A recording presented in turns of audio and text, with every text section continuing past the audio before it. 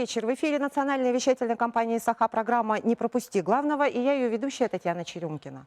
На днях в столице состоялся форум предпринимателей Республики Саха-Якутия. И сегодня в нашей программе мы будем говорить о том, какие новые перспективные направления развития бизнеса обсуждались, какие интересные предложения прозвучали на форуме. Мы в прямом эфире, телефон в студии 42 38 97. Вы можете задать свой вопрос участникам разговора. Добрый вечер, уважаемые гости. Ну, какие настроения после проведенного форума? Какие впечатления оставил форум? Да, действительно, 24 сентября по 26 у нас прошел традиционный республиканский форум. Этот форум непростой, потому что он проходит в период года предпринимательства.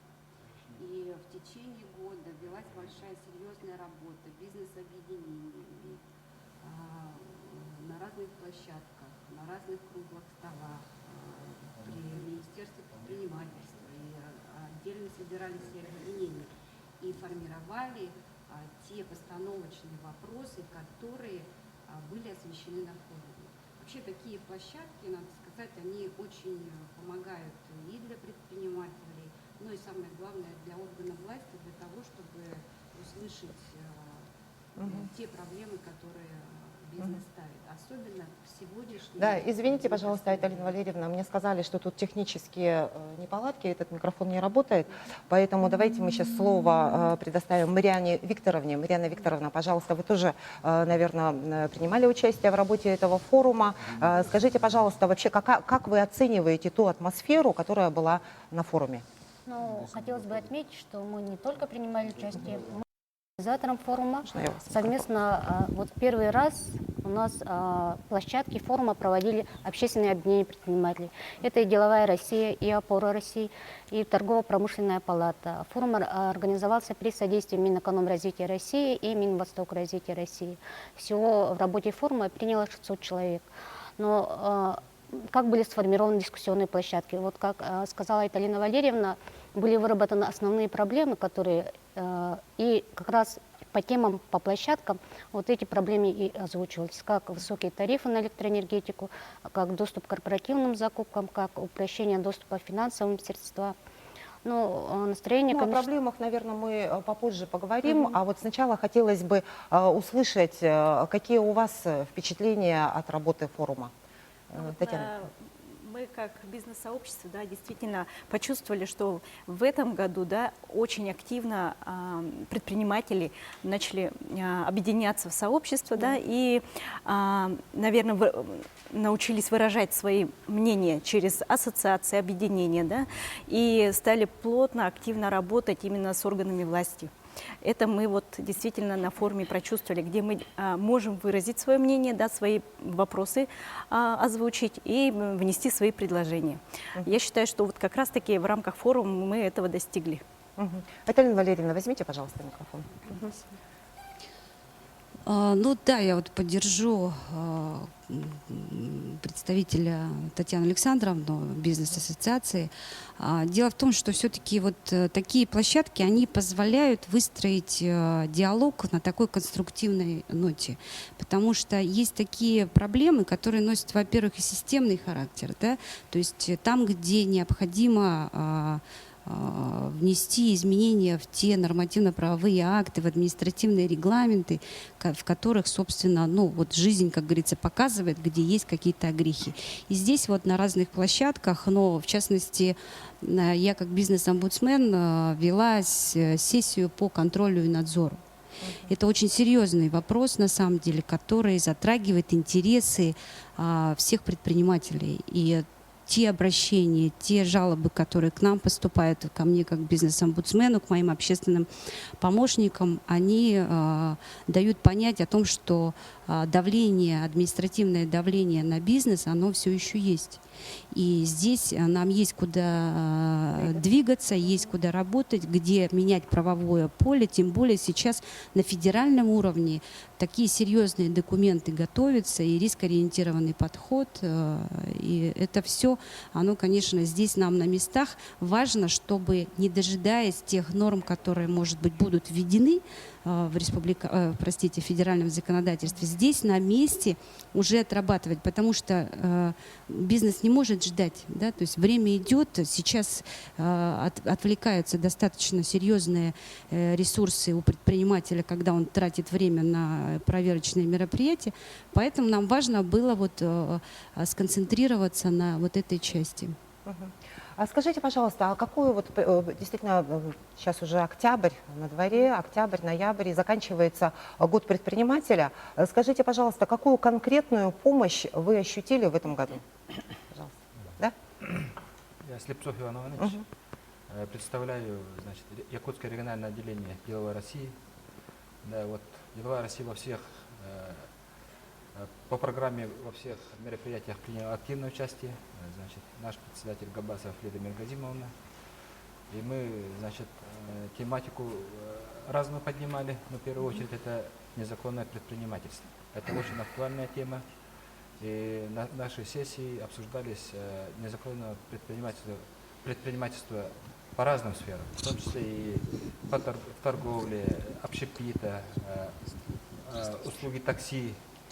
И здесь дискуссия очень большая была. Очень много было мнений, и очень много, значит, обсуждений. По итогам была принята резолюция. Действительно, эта тема на сегодняшний день очень актуальна. И надеюсь, эта резолюция в будущем будет уже, как говорится, примет уже законный характер, и оно пригодится нам в жизни. Но это в первую очередь это наказание тех людей, тех предпринимателей, которые, значит, сегодня не зарегистрировавшись как предприниматели, работают по всем сферам нашей жизни. Но это и опасность для жизни населения, это уход от налогов, ну, это большой вопрос. И модераторами здесь у нас в нашей сессии работали министр экономики Владимир Иванович Максимов и наш исполнительный директор «Деловой России» Анатолий Емцев. Вот, коротко так. Егор Петрович. Так, ну я продолжение скажу, наверное. В ближайшие годы наш президент Путин Владимир Владимирович поставил перед страной задачу поднять ВВП за счет малого и среднего бизнеса 2 раза. Это 2 раза, значит, получается, в данное время мы 20% делаем, то должны в ближайшие годы 40% поднять. Задача очень жесткая, очень правильная. То есть это, значит, во-первых, должна быть мощная государственная поддержка малого и среднего бизнеса. Это за счет законодательства. Есть такие неправильные, очень, нехорошие, скажем, для бизнеса законы. Это мы все понимаем. Я как член ОПОР России и член как экспертной группы ОСИ, я знаю эту проблему, и тем не менее мы это говорим. То есть федеральные чиновники говорят честно, все открыто говорите, что вопросы поднять именно в региональном уровне, что то есть мы тоже помогали федеральным властям, чтобы это заменить, поменять или там новые законы принять, чтобы для бизнеса, для производства была поддержка. То есть это за счет нас, мы налогоплательщики, мы работодатели. То есть за счет нас должна быть страна огромные деньги, налоги, то есть. Мы должны, и так у нас нагрузка социальная очень большая. Так, и, еще какие мнения есть? Дополню, я скажу, Да. вот Вера Адаева приезжала, директор России, да, она прямо так сказала там, в случае какие-то проблемы, допустим, в регионе, должна исполнять и решать этот вопрос в первую очередь региональная власть. Понятно. Еще какие мнения есть? Ну, я бы хотела сказать, да, что данный форум нам дал хорошую площадку для взаимодействия именно общественных объединений, общественных организаций, просто предпринимателей и организаций государственных структур исполнительной власти, так и крупных компаний. «Опора России» у нас вела площадку «Здоровая конкуренция» как путь развития бизнеса. И на этой площадке мы обсуждали такие проблемы, как технологическое присоединение к сетям. Это монополистические компании присутствовали на данной площадке нашей. Это Якутскэнерго, к сожалению, не пришли, да? ЕТЭЦ, Водоканал, Сахатранснефтегаз. И мы впервые на самом деле вели вот этот прямой диалог с такими компаниями, обсуждали тарифы, в связи с чем повышение тарифов, в связи с чем мы не можем развивать бизнес, наши предприниматели, да, потому что за счет тарифов на электроэнергию, на тепло, на газ у нас невозможно расширение производства. Поэтому на самом деле, да, в этом плане большое спасибо и руководству Министерства предпринимательства Кормилицыной Екатерине Ивановне, что нам способствовали, приглашали и, можно сказать, настаивали на участии в наших площадках, круглых столах на разные темы, в том числе и нашей теме. А скажите, пожалуйста, какие еще проблемы испытывают вот сегодня предприниматели? Вот все вы говорите о том, что это высокие тарифы на газ, на электроэнергию, да? А, предположим, вот в свете, не могу не задать тоже этот вопрос, в свете последних политических и экономических событий в мире, как вы считаете, повлияет вот изменение курса валюты на развитие бизнеса? Пожалуйста. Да? В сфере продовольственного рынка, в сфере сельского хозяйства, например, сегодняшний день, наоборот, идут большие преференции для сельхозтоваропроизводителей. Это дает сельхозникам нашим развитие. Сегодня запрещены очень большой перечень товаров из-за пределов Российской Федерации. И сегодняшний день сельхозники получают дополнительные места на нашем рынке. А рынок Российской Федерации в мире один из самых больших. И понимая это, вот на примере республики, сегодняшний день действительно вот крестьянство начинает осознавать и решать все свои производственные вопросы. Конечно, тяжело, конечно, климат у нас суровый, но несмотря на это, значит, свою нишу надо занимать и развивать сельское хозяйство. Предпринимательство. Это тоже вид предпринимательства. Вот тарифы да, на конечно. себестоимость продукции. Мы сегодняшний день не можем, значит, оплачивать тарифы, как, например, Алроса, Якутуголь и так далее. Да? Необходимо поддерживать мелких предпринимателей тарифами плюс. Не только мелких, но и средних, для развития сельских бизнеса. сельчан особенно. Ну, по поводу доллара, да, я хочу Да. сказать. Я представляю ювелиров и огранщиков, и вот, наверное, мы как раз и столкнулись с этим скачком доллара, потому что у нас для ювелиров сырье – это золото и бриллианты. А бриллианты мы покупаем в Алроса, алмазное сырье, да, и как раз Алроса нам продает в долларовом выражении. И, скажем, у нас проблемы возникли не из-за того, что мы там плохо работали, огранщики там плохо ограняли, а просто вот когда доллар скакнул 2 раза, и у нас сразу как бы сырье подскочило 2 раза. И точно так же сейчас растет цена на золото, и получается как бы себестоимость повысилась до небес, а покупательская способность, наоборот, как бы люди это не могут столько купить ювелирных изделий, и мы как бы оказались между молотом и наковальней. Вот хороший пример как раз, если для сельского Да. хозяйства вот это вот колебание курса доллара, оно наоборот играет на руку и дает новый какой-то толчок для развития, то тут совершенно картина другая. Давайте мы сейчас дадим возможность нашим телезрителям задать вопрос, потом продолжим. Пожалуйста, вы говорите, вы в прямом эфире, мы вас слушаем. Говорите, пожалуйста. Да, добрый вечер. Мы слышим вас. Здравствуйте. Здравствуйте. Почему предприниматель не может заняться сельским хозяйством? Если еще хочет, например, да, он порядком занимается, еще плюс сельским хозяйством хочет заняться, например, ему это же, он же не разрешает же это. Разрешается ли, да, так? Иван Иванович. Закон разрешает. Да, Значит, свободно. наоборот, сейчас надо уходить от лично подсобных. Микрофончик возьмите, пожалуйста, вот у Егора Петровича. Извиняюсь. Ну, наоборот, сейчас надо зарегистрироваться как индивидуальный предприниматель, крестьянско-фермерское хозяйство, и заниматься сельским хозяйством. Это не мешает дальше развиваться. Это все в рамках закона. И вот вы хотели, да, в продолжение вот нашего разговора до этого? Да? По продолжению, я бы хотел сказать, я вот, например, по сфере своей деятельности работаю с предпринимателями, да, у меня как бы 200 с лишним партнеров. То есть по, скажем, это торговля, это услуги, да, это ресторанный бизнес и так далее, да. Но все равно, если посмотреть, с другой стороны, вот говорите вот бриллианты, это вот предметы роскоши, например, да. И услуги ходить в рестораны тоже, скажем, не каждый себе позволяет на самом деле. Когда вот сейчас, например, зарплата у нас стоит на одном уровне, да, и соответственно, цены растут, соответственно, мы же еще некоторые товары же привозим сюда, да, и когда-то люди покупают еще, и доллар повысился, да, из-за этого, соответственно, они покупают там в долларах, да, эквивалент, и приводят сюда, и, соответственно, цена растет.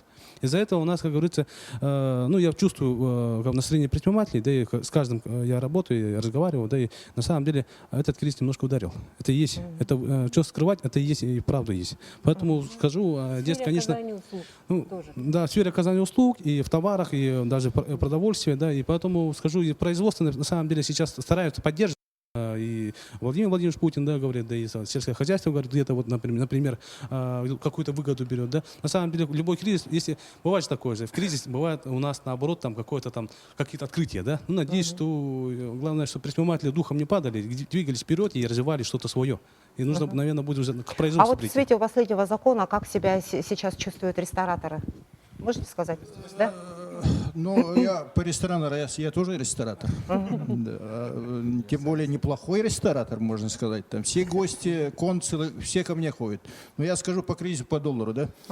У меня производство бутилированной воды, да. Допустим, мы в прошлом году планировали итальянское оборудование Барди купить. Она стоила в курсе прошлого года, там, то есть стоила 15 миллионов рублей. Сейчас вот 2 раза подорожало, получилось 30 миллионов.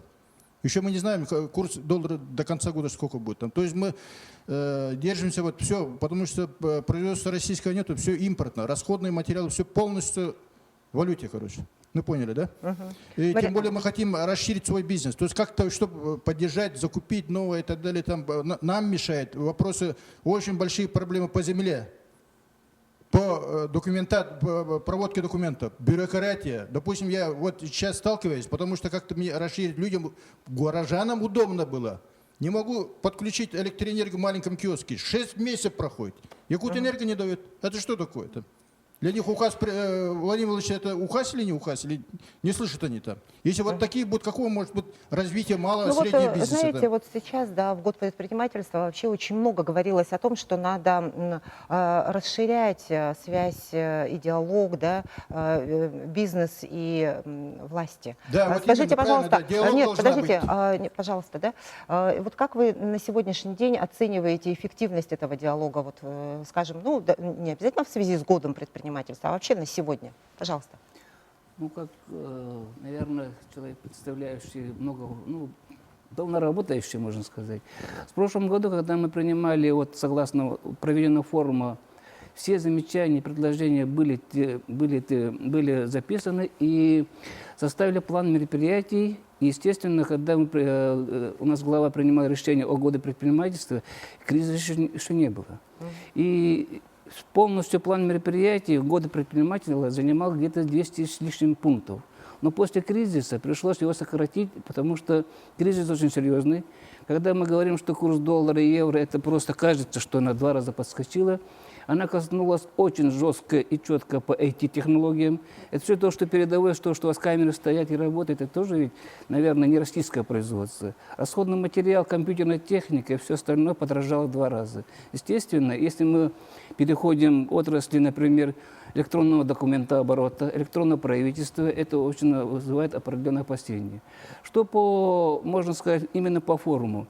Я просто чуть-чуть скажу, что 24-го у нас, как обычно, сначала проходит встреча во всех отраслевых министерствах.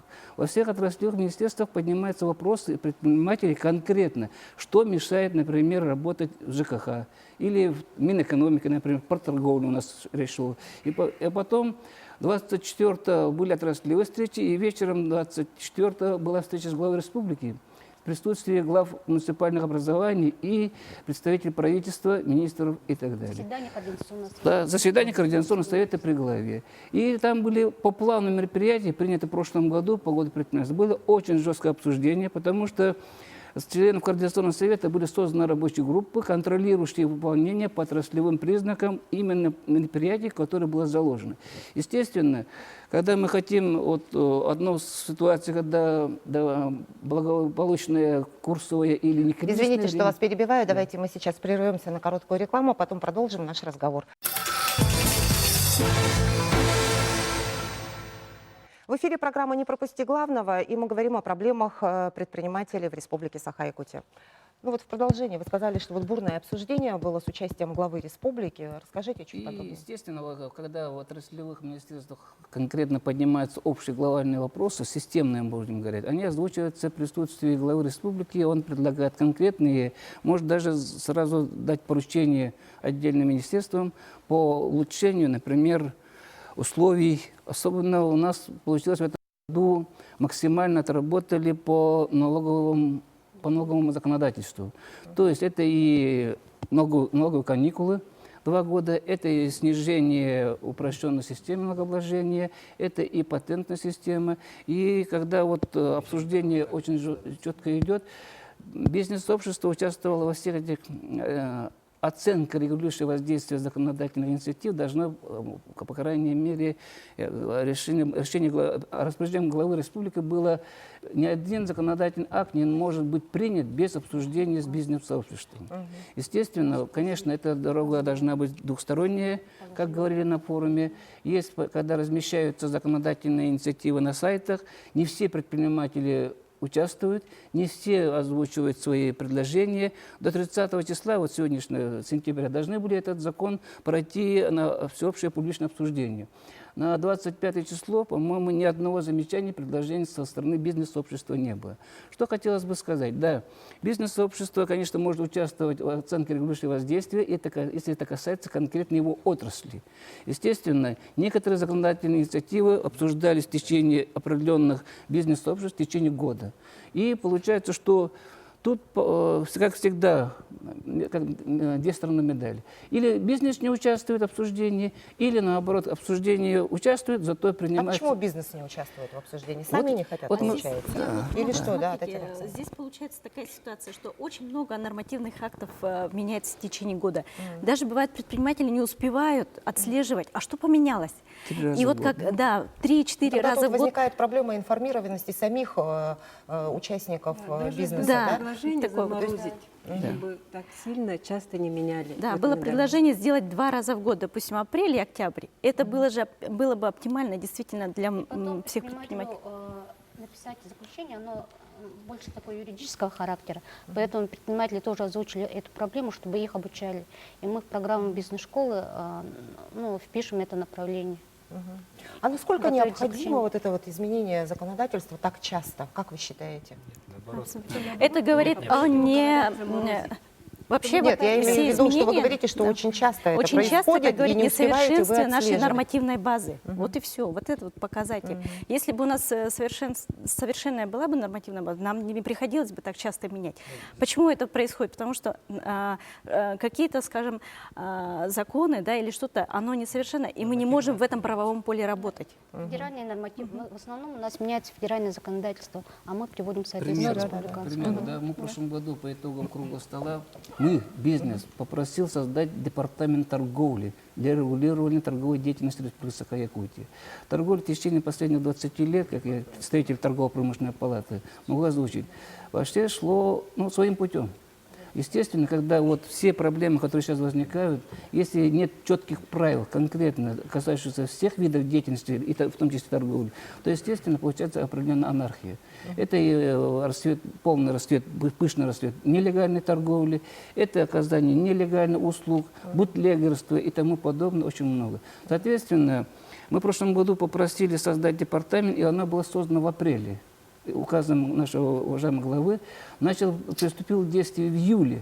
Но мы в форуме тоже в круглом столе вынесли решение, предложили очень плотно работать, например, с бизнес-сообществами, в том числе с комитетом торговли, торгово-промышленной палаты. Потому что, когда вот сегодня мои коллеги правильно говорят, все беда заключается в законодательных актах, те, которые принимаются без учета, например, климатических условий, природных, или транспортных, или логистических. Соответственно, могу даже сказать по госзакупкам, наша Республика Саха-Якутия не может конкурировать ни одной госзакупка, ни одними нашими даже ближайшими соседями хабаровчанами.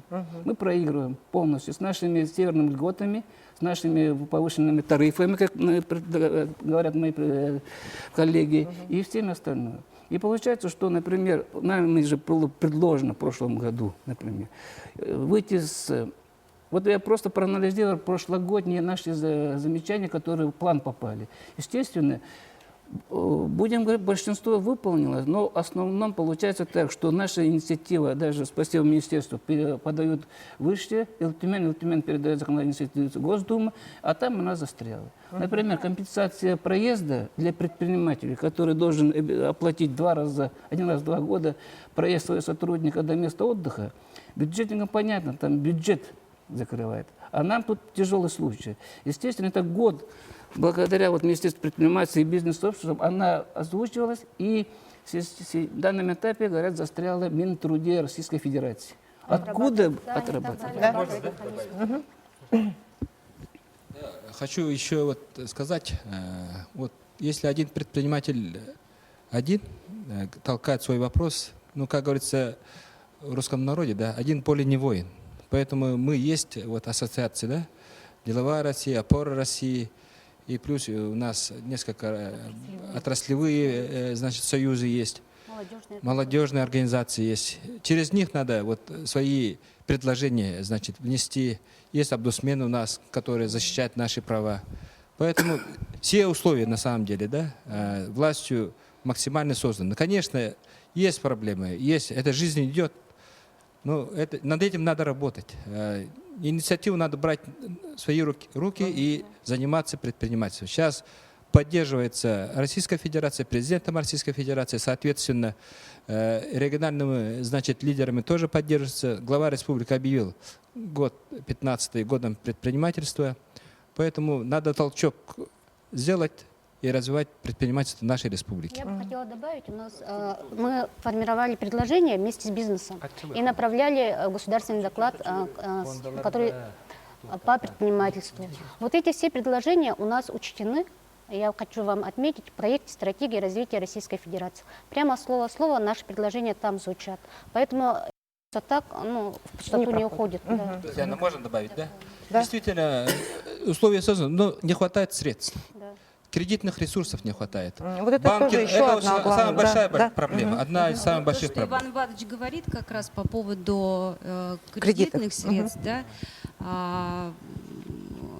на Координационном совете, что принципиально очень важно было, мы главе озвучили о том, что основная проблема, те возможности, которые на сегодняшний есть даны федеральным законодательством, налоговые преференции, их максимально использовать. Это первая задача. С учетом того, чтобы поддержать арктические районы, сельских предпринимателей. Это первое. Второе – это отсутствие или невозможность получения даже кредитных ресурсов на сегодняшний момент. Это острая проблема, которая сегодня перед бизнесом стоит. Мало того, что процентные ставки, разумеется, повышены, потому что банки – это тоже бизнес, у них тоже свои, проблемы.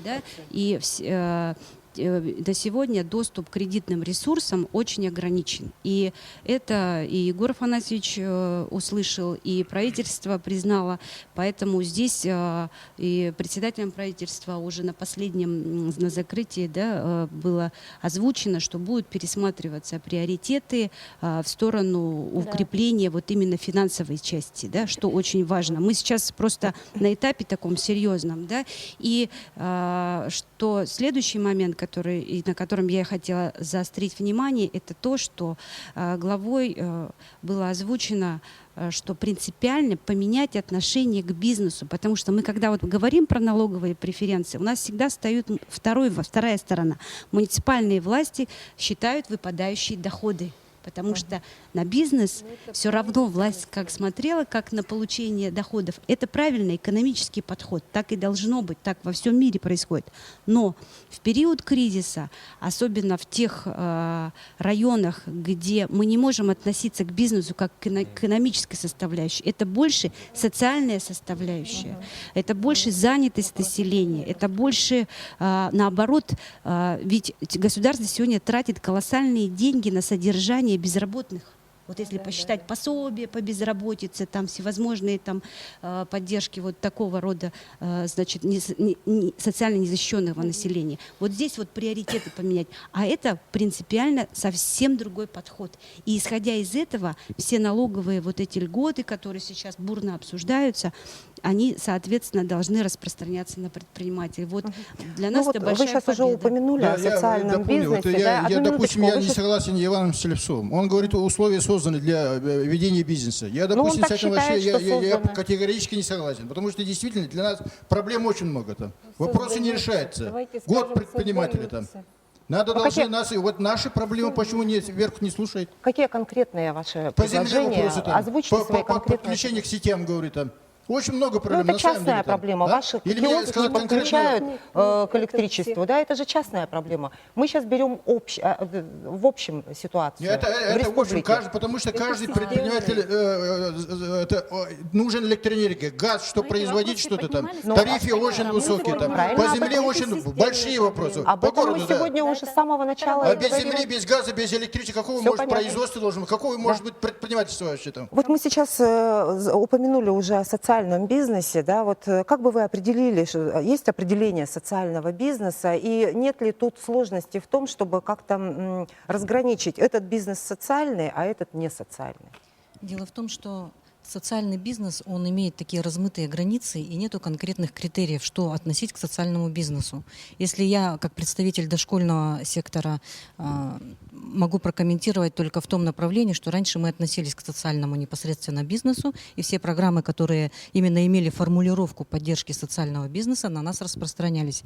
То с прошлого года мы к такому бизнесу не относимся официально, но мы предоставляем услуги социального значения для населения. И я вот хочу заметить, допустим, также участвуя в предыдущих форумах предыдущих годов, мы также поднимали вопросы, которые нас очень сильно беспокоили. Это была высокая арендная плата, вот тоже наши тарифы и так далее, которые выстраивали стоимость родительского взноса достаточно высокую, и, соответственно, доступность к нашим услугам уменьшалась.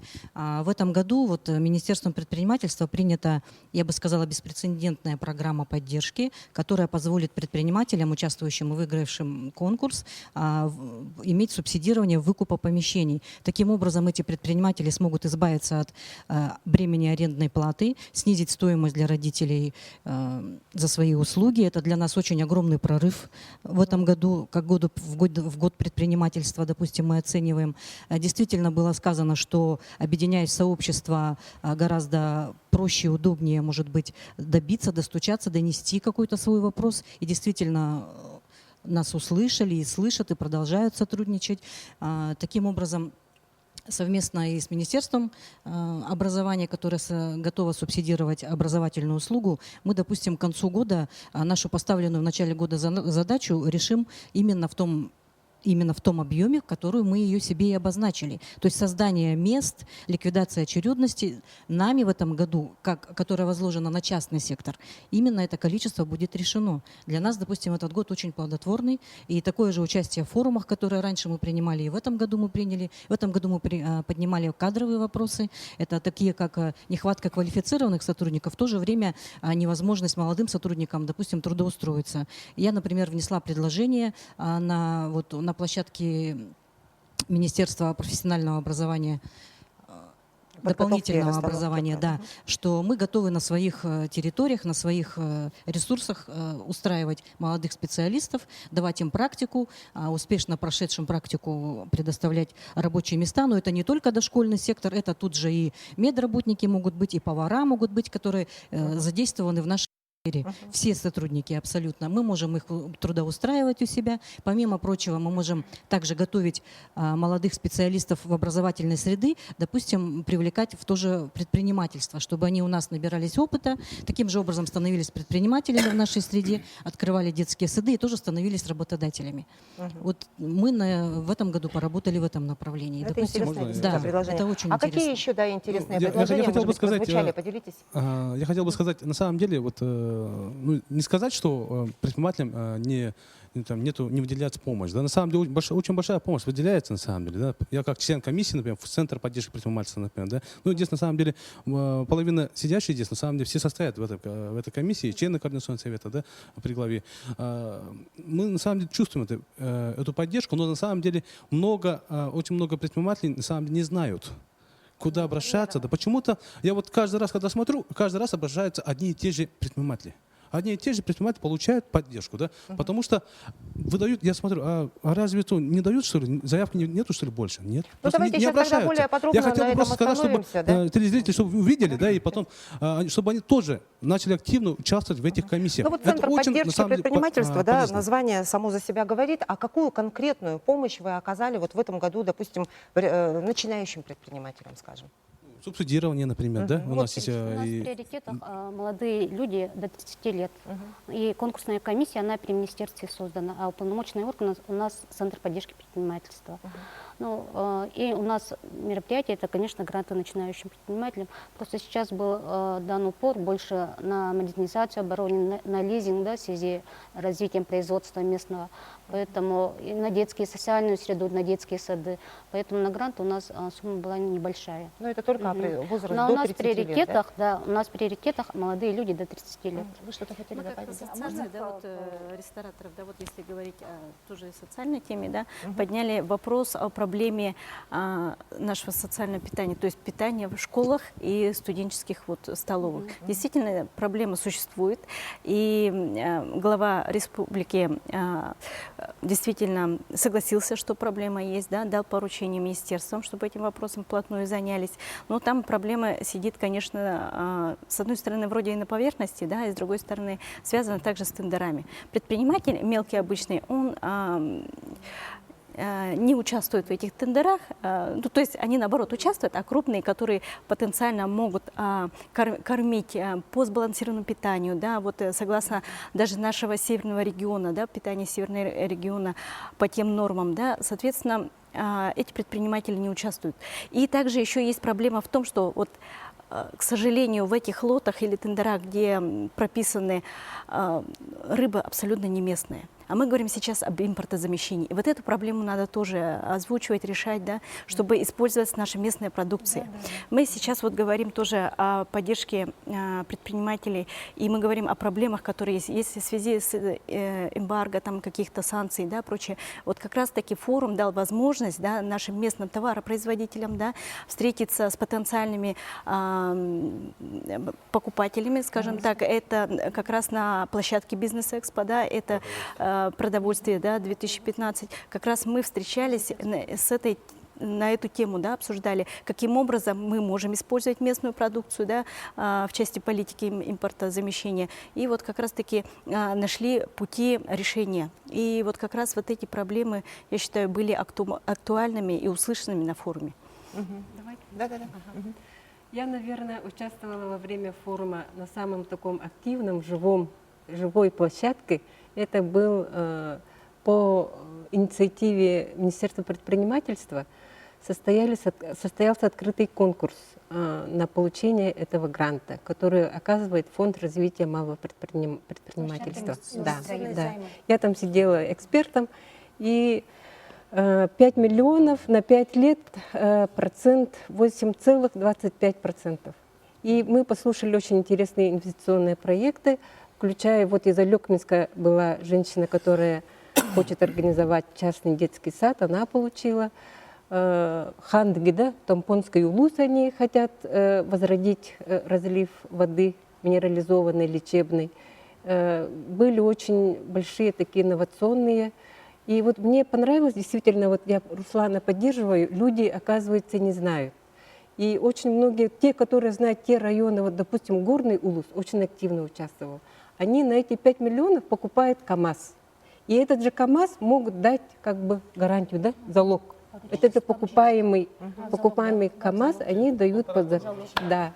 И вот 5 миллионов на 5 лет для малого, среднего предпринимателя, чтобы купить какое-то оборудование, допустим, там лесопилку, да, это же очень такая помощь существенная. Насчет информированности я хочу добавить, что именно мы в план мероприятия внесли мероприятие как создание веб-портала. Мы приняли переняли опыт Китая. У них очень информированные предприниматели, и в основном поддержка у них информационная. Поэтому вот в этом году мы наконец-то запустим веб-портал. Там будет вся информация саккумулирована, и госзакупки, и меры поддержки. Ну, давайте мы сейчас еще прервемся на короткую рекламу, потом продолжим наш разговор. Реклама на НВК «Саха».